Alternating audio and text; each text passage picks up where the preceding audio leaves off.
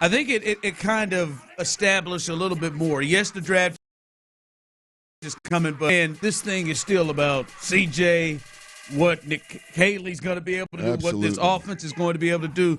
And it's hard to get away from CJ's presser yesterday and the different comments that he made that really caused us to pause a little bit and want to kind of dive in a little deeper on this. CJ Shroud yesterday had a couple of comments. We heard him talk about his relationship with Nick Caley and the start of it right now, but we also heard him talk about some established relationships like his quarterback coach, Gerard Johnson. We know Gerard Johnson, he went up and interviewed to be the OC. That job ultimately went to Nick Caley.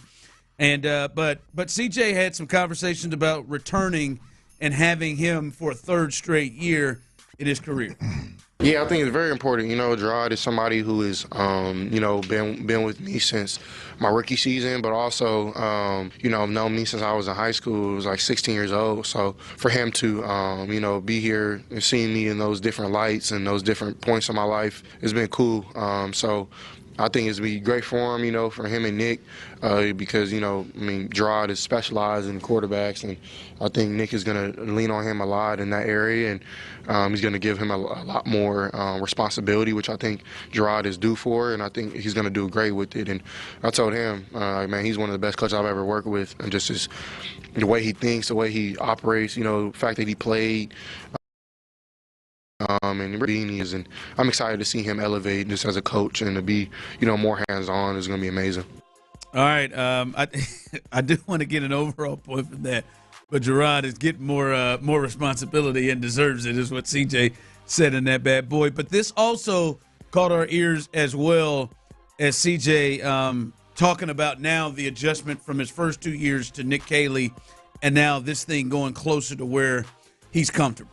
Yeah, he comes from L.A. and New England, and, he's going to bring some of that swag over here. So, that kind of is what I'm used to is, taking control and, being a little more pre-snap, having tools to put my guys in the best position. And that's, something that we really didn't work on these last 2 years. But even those principles I learned from, and it made me better because it added a new element to my game. So, be able to, just get better and learn from, what he did with, New England and L.A. Will definitely help me because I feel, those are two schemes that I'm, kind of used to in a sense. Like that's kind of what I ran in at Ohio State, what kind of New Orleans does a little bit, and in LA, it's kind of what we ran here these last 2 years. So I'll be able to, put my swag on it and have fun with it.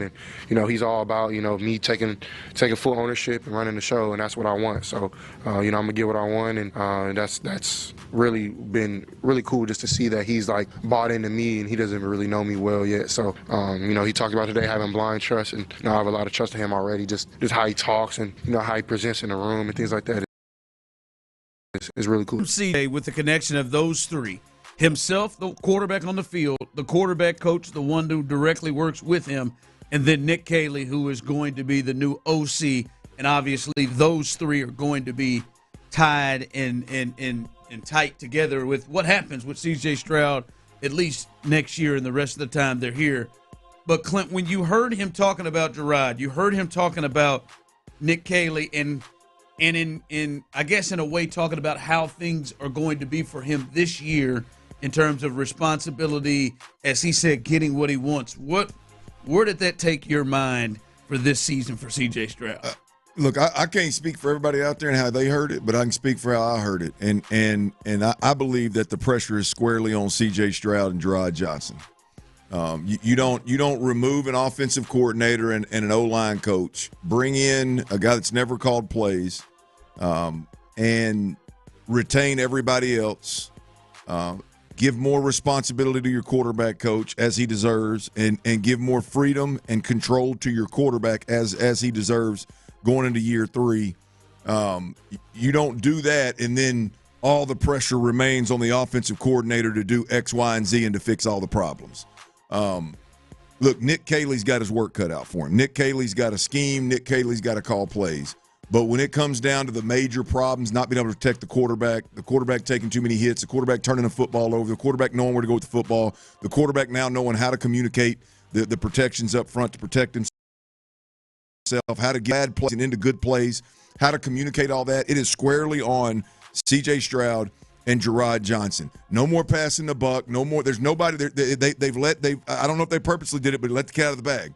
Right now, there's no more. Well, Nick Caley didn't get the job done. The OC didn't get the job done. This guy, the communication wasn't here. It is squarely on the shoulders of CJ Shroud and Jerrod Johnson. They're both getting more control, more responsibility, more freedom, which ultimately,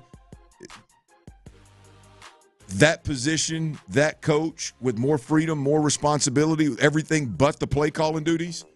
That's where the pressure is. Big time pressure this year on those two guys, and we'll see if they can deliver. When he's talking about Jerrod Johnson, he's talking about getting more responsibility and he deserves it. What does that mean? Well, you're telling us that he was handcuffed last year and he didn't get the responsibility last year to now, hey, part of the deal is this year we're going to keep Jerrod Johnson in the house. Yeah, but Clint, I'm dead ass serious. Yeah. What is more responsibility for a quarterback? Well, I'll say it like this: there is no doubt about it that Jerrod Johnson and Bobby Slowick didn't see football through the same lens last year. Clearly, there was nothing that Jerrod Johnson could do about it. He's a quarterback coach. You're a position coach. Your job is to, as I'm the offensive coordinator, your job is to communicate what the hell I teach you in my language to our quarterback and make sure our quarterback is physically in shape and mentally knows my plan to go out there and play. That sounds now. Is that uncommon? No, I don't think it's. Yeah. I don't think it's uncommon. I think you would like for your quarterback and your quarterback coach to get to a point where, they have the freedom that they look like they're going to get. It sounds, the uncommon part of Bobby Slowick is for him to lose his job and for everybody else to keep their job and for guys ultimately to get promotions. It seems like Bobby was obviously very aggressive with it. I would say that's uncommon. I don't think it's uncommon for a lot of, especially if you got a young quarterback coach that's never done it. That guy typically doesn't come in and have a ton of say-so in what the hell you're doing offensively. Now, as the year goes along, you have a bunch of struggles. Year one, I doubt there was too much to complain about. Year two, there's a lot of struggles. Now, all of a sudden, you got coaches underneath your OC that are voicing opinions and have opinions and would do things differently, and he wasn't able to do that last year. Now, you've got the voice. You got the responsibility, Jerrod Johnson.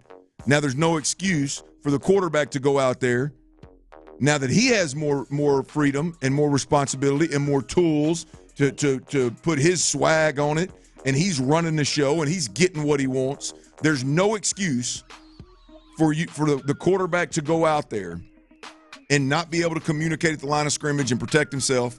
There's no excuse for the quarterback not to go out there and play at an extremely high level, given what we've already seen CJ do, which is play at an extremely high level.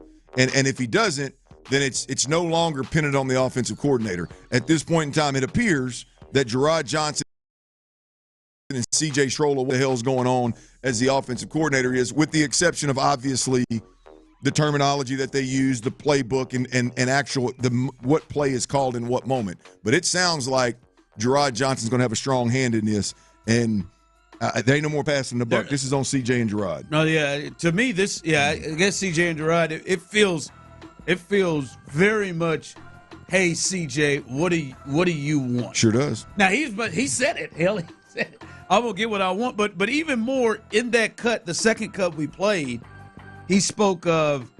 I think I love that Nick Caley just has blind faith in me, and is going to give up. Like this is and this tells me, Clint, that the decisions were driven around, all right, man, we're handing everything over almost to CJ in comfort with CJ, to a point where you have to come in here and roll with the coaching staff that kind of we have in place and roll with the thought of, hey, CJ is going to have, and I'm not saying this is wrong, I'm just saying this is what it looks like, that CJ is going to be somebody who is in control. Like to the point where this is your first gig, you've never been an OC, you don't know any of these coaches, and you never worked up close with this quarterback who's in the second year that took a step back last year, and it is, hey man, I'm handing it over to you.